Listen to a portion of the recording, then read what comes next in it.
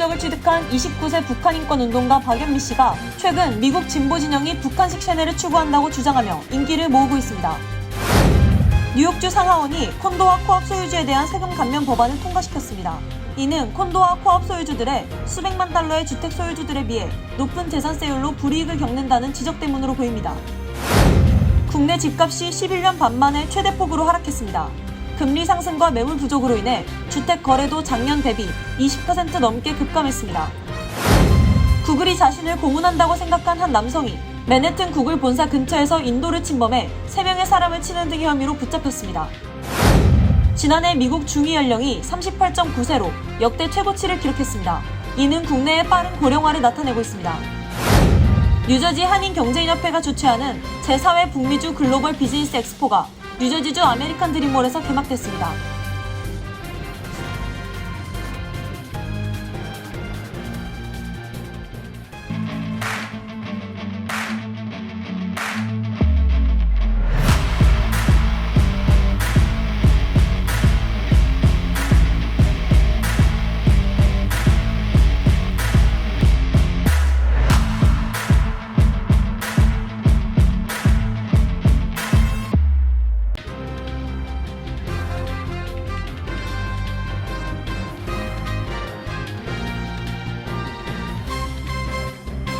여러분 안녕하십니까? KBTV 뉴스9 이창원입니다. 탈북 후 미국 국적을 취득한 29세 북한 인권운동가 박연미 씨가 최근 미국 우파 진영의 스타가 됐다고 뉴욕타임스가 보도했습니다. 그는 언론에 나와 진보 진영이 추구하는 정치적 올바름이 북한식 쇠뇌라고 주장하며 인기몰이를 하고 있다는 분석입니다. 자세한 소식 김은지 기자가 전해드립니다. 어제 뉴욕타임스는 국제무대에서 북한의 실상을 생생히 증언하며 주목받고 있는 탈북민 출신 인권운동가 박연미 씨가 미국 우익미디어가 열광하는 새로운 스타로 부상했다고 보도했습니다. 매체는 미 우익으로 전향한 북한 반체제 인사 재하의 기사에서 박 씨의 최근 행적을 조명했는데 3년 전 뉴욕 컬럼비아대를 졸업하고 미국 시민권을 얻은 박 씨는 올해 2월 새 저서 시간이 남아있을 때를 출간하고 보수 성향 방송과 각종 행사에서 활발히 출연 중입니다. 올 봄부터는 미청년 보수단체 터닝포인트 USA에서 기고자로 활동하고 있으며 컬럼비아대에 재학 중이던 2021년 폭스뉴스와의 인터뷰에서 미국 대학은 자유로운 사상을 가질 수 있는 곳이 아니라고 직격탄을 날렸습니다. 박 씨는 정치적 올바름을 강요하는 컬럼비아대의 교육 방식은 북한 정권이 인민을 쇠뇌하는 수법과 완전히 똑같다고 주장하며 이목을 끌었습니다. 그는 미국 교육기관이 좌파 이념을 쇠뇌하려 한다면서 이건 우리나라와 우리 문명이 직면한 가장 큰 위협이라 생각한다고 말했습니다. 지난달에는 자신의 페이스북에 글을 올린 뒤 한때 자신의 인권 활동을 응원하고 강연회 연사로 같이 서기도 했던 힐러리 클린턴 전 미 국무장관을 향해 돌연 거짓말쟁이이자 가짜라고 비난했습니다. 이어 트랜스젠더를 겨냥한 광고에 대해선 정치적 올바름이 여성을 지우고 있다며 불만을 드러냈습니다. 박 씨의 최근 행보에 대해선 엇갈린 반응입니다. 과격한 정치적 올바름에 진절머리가 난 시민들은 박 씨가 외부인의 시선에서 미국 사회에 폐부를 찔렀다며 긍정적으로 평가했지만 박 씨가 정치를 이용해 본격 돈벌이에 나섰다는 비판도 만만치 않습니다. 북한 양강도 출신으로 13세 때인 2007년 어머니와 함께 북한에서 탈출한 박 씨는 중국과 몽골을 거쳐 2009년 한국에 온 뒤 방송 출연을 통해 탈북 미녀, 탈북 대학생 등 별명을 얻으며 얼굴을 알렸습니다. 이후 미국으로 건너와 2016년 뉴욕 컬럼비아대에서 유학했으며 같은 해 미국인과 결혼한 뒤 2021년 미국 시민이 됐습니다. 2014년에는 아일랜드 더블린에서 열린 세계 젊은 지도자 회의에서 북한의 참상과 인권 유린에 노출된 탈북자의 처참한 삶을 폭로하기도 했습니다. 당시 탈북 브로커에게 어머니가 성폭행 당하고 장씨는 중국인 남편에 팔려갔던 경험을 흐느끼며 털어놓는 그의 모습은 전 세계에 충격을 안겼고 영국 BBC 방송은 같은 해 박 씨를 올해의 여성 100인 중 한 명으로 선정하기도 했습니다. KBTV 뉴스 김은지입니다. 뉴욕시에서 가격이 낮은 콘도미니엄과 코앞 소유주들이 수백만 달러의 주택 소유주들에 비해 높은 재산세율이 적용돼 상대적으로 불이익을 겪고 있다는 지적이 이어지고 있습니다. 이런 가운데 뉴욕시 주 상하원이 코업과 콘도미니엄 소유주에 대한 세금 감면 법안을 통과시켰습니다. 보도에 전상희 기자입니다. 뉴욕시 코업이나 콘도미니엄 소유주에게 세금을 감면해주는 제51 프로그램을 연장하고 재산세 감면을 확대하는 내용의 법안이 뉴욕주 상하원을 통과했습니다. 법안을 발의한 에드워드 브라운스틴 하원 의원은 법안에 대해 세금 감면 혜택을 받을 수 있는 자격 기준을 기존 평가가치 3만 5천 달러에서 4만 5천 달러로 인상시켜 프로그램 수혜를 더 많은 주민이 받을 수 있도록 한 것으로 4만 5천 달러의 가치는 부동산 가치로 약 35만 달러를 의미한다고 설명했습니다.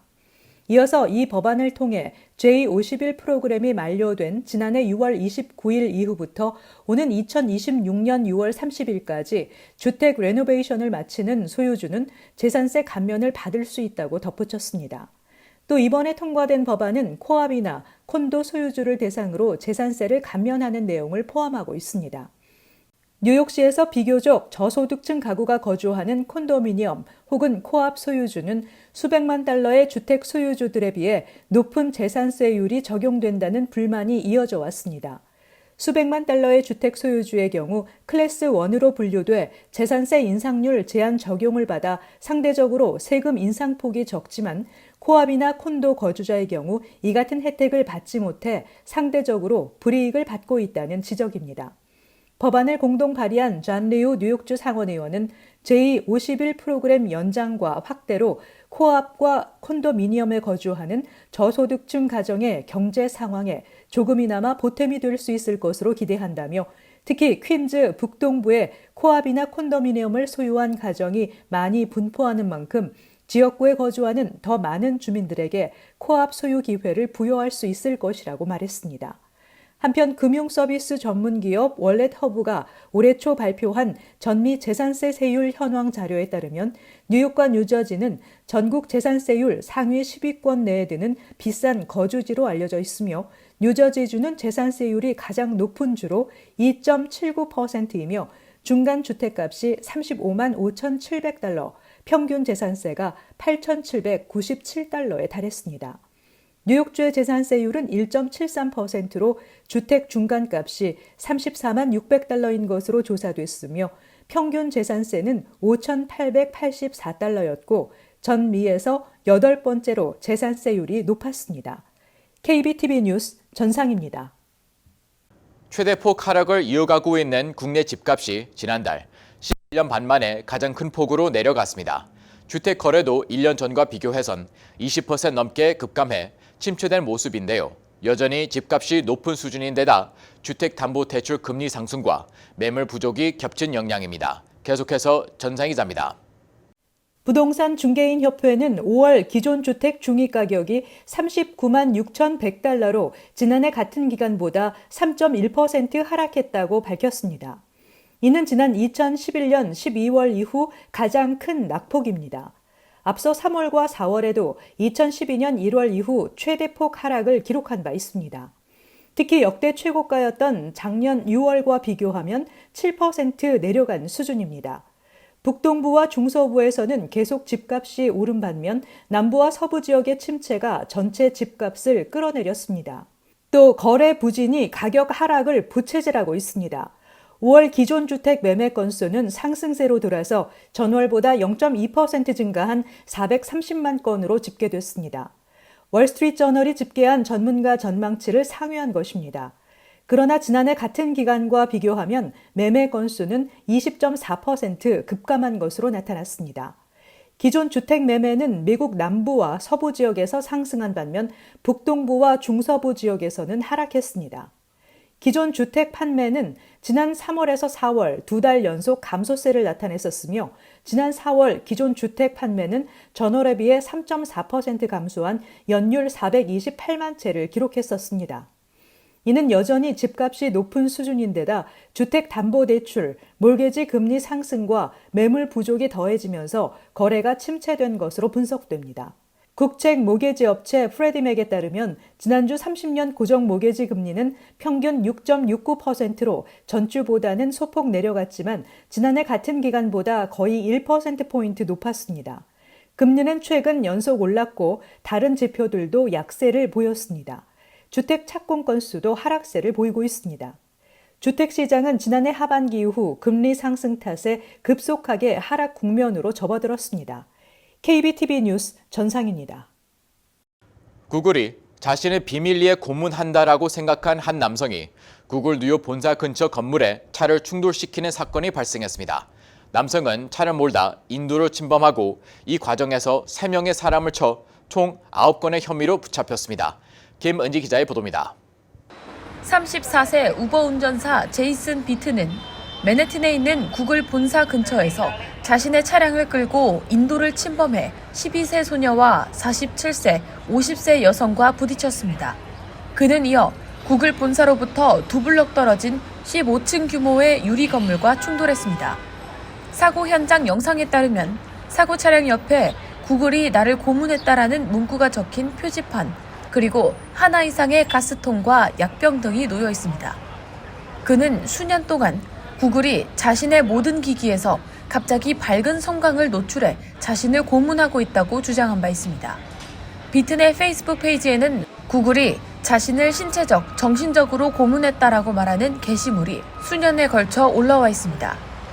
2021년 12월에는 구글은 거의 4년 동안 보안 업데이트를 하지 않고 안드로이드 시스템 전체에서 누군가를 고문해도 괜찮다고 생각하는 것 같다라는 게시물을 올렸고 2020년 7월에는 구글의 사이버 범죄에 대한 고소를 제기하기 위해 뉴욕 경찰 20지구대 밖에 나타난 자신의 동영상과 함께 미국은 타락했다라고 적었습니다. 그는 헌법은 빅테크 기업에 의해 훼손됐다. 뉴욕 경찰은 사회 통제를 위해 인공지능을 사용하면서 왜 주변은 돌아보지 않는가라고 덧붙였습니다. 2019년에는 구글이 자신의 기기를 통해 은밀하게 접근해 상해를 입혔다며 브루클린 대법원에 구글을 상대로 고소장을 제출하기도 했습니다. 소장에 따르면 비트는 극심한 광공포증 진단을 받았으며 고문으로 인해 두통과 안구 통증, 척추 통증 등으로 병원을 여러 번 방문했다고 명시했습니다. 당시 비튼의 고소는 최종 기각됐습니다. 한편 비튼은 지난 2009년 아파트 안에서 흉기로 어머니를 살해하겠다고 협박한 혐의로 체포돼 정신과 진단을 받은 바 있다고 뉴욕 포스트는 전했습니다. KBTV 뉴스 김은지입니다. 지난해 미국의 중위 연령이 38.9세로 역대 최고치를 기록했습니다. 국내 중위 연령은 가파른 상승세를 보이고 있는데 이는 그만큼 빠르게 고령화되고 있다는 것을 의미합니다. 강정민 기자의 보도입니다. 인구조사국이 발표한 데이터에 따르면 미국인의 중위 연령은 지난해 7월 기준 38.9세로 조사 이후로 가장 높게 나타났다고 뉴욕타임스가 보도했습니다. 미국의 중위 연령은 1980년 30세에서 2000년 35세, 2021년 38.7세 등 빠른 속도로 높아지면서 40세에 가까워지고 있습니다. 메인주는 중위 연령 44.8세, 뉴햄프셔주는 43.3세 등 일부 지역에서는 지난해 중위 연령이 40세를 넘어섰습니다. 그동안 미국은 중위 연령 44세인 유럽이나 45세인 한국 등과 비교하면 상대적으로 젊은 국가라는 평가를 받았었지만 저출생 기조가 이어지면서 이 같은 평가가 무색해지고 있습니다. 세계적 경기 침체가 시작된 2007년 이후 미국의 출산율은 그 이전 세대에 비해 낮은 수준에 머물러 있으며 특히 코로나19 팬데믹 시기였던 2020년 12월에는 캘리포니아 등 28개 주에서 태어난 아이 수가 전년 동기 대비 7.2%나 감소했습니다. 전문가들은 저출생 심화와 중위 연령 상승이 전 세계적 추세라며 이는 선진국 출신 밀레니얼 세대 여성이 20대부터 교육과 일을 우선시하면서 늦게 결혼하고 자녀를 적게 낳는 경향을 보이는 데 따른 결과라고 설명했습니다. 이와 함께 미국으로 오는 이민자 유입이 이전만 못한 것도 중위 연령 상승에 영향을 미쳤습니다. 미국의 이민자들은 대부분 자녀 계획 세우기에 적절한 성인 나이대에 미국으로 건너오고 미국 태생자보다 자녀를 더 많이 두는 경향이 있어 중위 연령을 낮추는 데 기여해왔습니다. 이민자 유입은 코로나19 팬데믹 기간 바닥을 쳤다가 회복세이기는 하지만 2016년 이후 전반적으로 둔화하고 있다고 NYT는 지적했습니다. KBTV 뉴스 강정민입니다. 뉴저지 한인경제인협회가 주최하는 제4회 북미주 글로벌 비즈니스 엑스포가 오늘 뉴저지주 아메리칸 드림몰에서 개막됐습니다. 이번 박람회는 내일까지 이틀간 진행됩니다. 현장에 김은지 기자가 다녀왔습니다. 이날 개막식에는 한국과 북미주 지역에서 온 100여 명의 중소기업 경제인, 한인 단체장, 로컬 정치인들이 참석해 성공적인 비즈니스 엑스포 개막을 축하했습니다. 홍진선 뉴저지 한인경제인협회 회장은 개막 인사에서 경제적으로 어려운 시기에 K-프로덕션의 우수성을 미주에 알리는 뜻깊은 행사를 성공적으로 개최하게 돼 보람스럽다며 북미주 비즈니스 엑스포는 한국 기업의 북미주 진출을 돕는 한편 한인 업체에게는 사업 기회 확대의 장이 될 것이라고 말했습니다. 주말인 24일까지 열리는 이번 행사에는 뷰티 헬스, 건강식품, 주방, 전자앤 IT, 미디어, 인테리어 관련 40여 개 회사가 참가해 성황을 이뤘습니다. 한국에서는 수수료 없는 송금회사 와이어발리, 농업법인 독도무역, 제과회사 킴보스낵 등 10여 개 회사가 부스를 설치했습니다. 또 미국의 대형마트 코스코와 월마트, 타겟 등의 벤더들과 정부 조달 사업자, 소매업체와 공급업체들도 참가했습니다. 이들 회사 관계자들은 행사장 내에 자사 상품을 소개하는 다양한 부스를 설치하고 바이어들과 수출 및 수입 관련 상담을 벌이고 계약을 체결했습니다. 행사가 열리는 아메리칸 드림몰은 미국 최대 규모 쇼핑몰 중 하나입니다. 총 320만 평방피트의 대지에 들어선 쇼핑몰 내에는 450여 개의 유명 상품점뿐 아니라 실내 스키장, 워터파크, 테마파크 등이 있습니다. KBTV 뉴스 김은지입니다.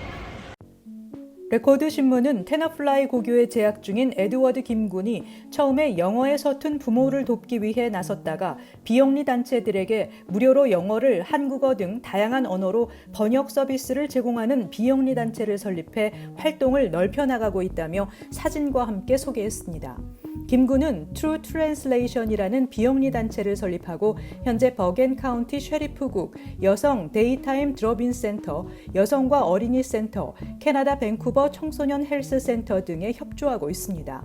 김군 등은 이들 단체로부터 번역 서비스 청탁을 받고 필요한 번역물을 제공하고 있습니다. 김군은 현재 8명의 번역 자원봉사자와 함께 커뮤니티 아웃리치 일을 하고 있는데 앞으로 일정 후원금을 모으게 되면 디지털 자동 번역기를 장만해 활동을 넓혀나갈 계획입니다. 뉴욕시가 식당, 카페 등의 아웃도어 다이닝 프로그램 허용 조치를 포함한 코로나19 비상행정명령을 연장했습니다. 팬데믹으로 인한 뉴욕시 경제 타격이 여전하며 경제 부분은 완벽히 회복되지 않았다는 점을 이유로 들었습니다. 2020년 3월 12일 처음으로 선포했던 이 비상행정명령은 당초 6월 19일 만료될 예정이었습니다. 앞서 시정부는 연방정부, 뉴욕 주정부 등과 함께 코로나19 공중보건 비상사태를 종료한 바 있습니다. 이에 따라 마스크 착용 의무화, 시정부 직원들의 코로나19 백신 접종 의무화 등은 모두 해제됐습니다. 다만 경제에 영향을 줄 수 있는 혜택은 아직 필요하다는 판단에 따라 이번 행정명령을 연장하기로 한 것입니다. 행정명령은 즉시 발효되며 30일간 유효합니다. 뉴욕시 교통혼잡료 프로그램 대상에서 뉴저지주와 뉴욕시 외곽지역 운전자가 제외될 가능성이 커지고 있습니다. 그동안 이들 운전자는 맨하탄 진입 시 통행료를 내고 있기 때문에 교통혼잡료까지 내게 되면 이중 과세라고 반발해왔습니다. 스타레저는 메트로폴리탄 교통공사 관계자 등의 발언을 토대로 뉴저지주와 맨하탄을 잇는 링컨, 홀랜드 터널, 퀸즈 미드타운, 브루클린, 배터리 터널 등은 교통 혼잡료를 부과하는 맨하탄 60 스트리트 남쪽 지역에 포함됩니다. 교통 혼잡료 부과 지역과 겹치는 만큼 이들 운전자는 혼잡료 부과 대상에서 제외될 가능성이 있다고 보도했습니다. 제놀 리버 MTA 최고 경영자 역시 CBS 방송에 출연해 다리와 터널을 이용해 뉴욕시로 출근하는 운전자들에게 이중 과세를 부과하는 것을 막는 방법을 찾고 있다고 밝힌 바 있습니다. 동쪽 끝에서 플로리다주부터 메인주까지 남북을 이어주는 핵심의 95번 주간 고속도로 I-95가 중간 필라델피아에서 붕괴된 지 열 이틀 만인 어제 연결됐습니다. 붕괴된 교량을 새로 짓는 동안 끊긴 구간을 이어줄 6차선 임시도로가 24시간 공사 진행 끝에 예정보다 앞당겨 마무리됐습니다. 지난 11일 개솔린을 싣고 가던 트랙터 트레일러가 오플램프 구간에서 전복해 불이 나면서 이 주간 고속도로의 필라델피아 고가 구간이 무너졌습니다. 고속도로 상당 구간이 폐쇄돼 트럭 등 차량들이 먼 길로 우회하면서 이 지역의 소비재 가격 상승이 우려됐었습니다. 대동맥인 이 주간 고속도로의 완전 연결을 보다 빠른 시일에 이루기 위해 당국은 2,000톤의 경량 유리로 지하도를 메워 지면까지 북돋아 거기에 편도 3차선 도로를 새로 냈습니다. 새 교량이 들어서기 전까지 사용됩니다. 잠시 후 커뮤니티 브리핑을 전해드립니다.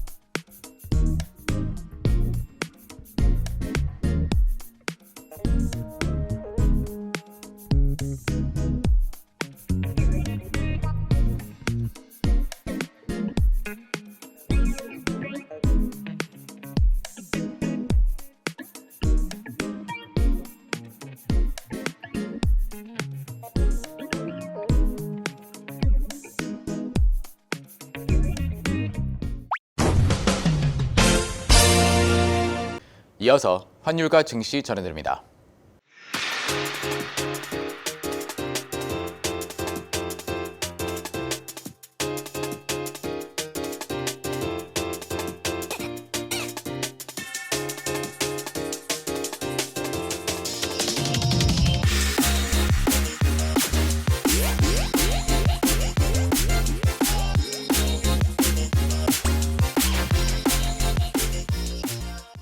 잠시 후 뉴욕과 뉴저지 날씨 전해드립니다.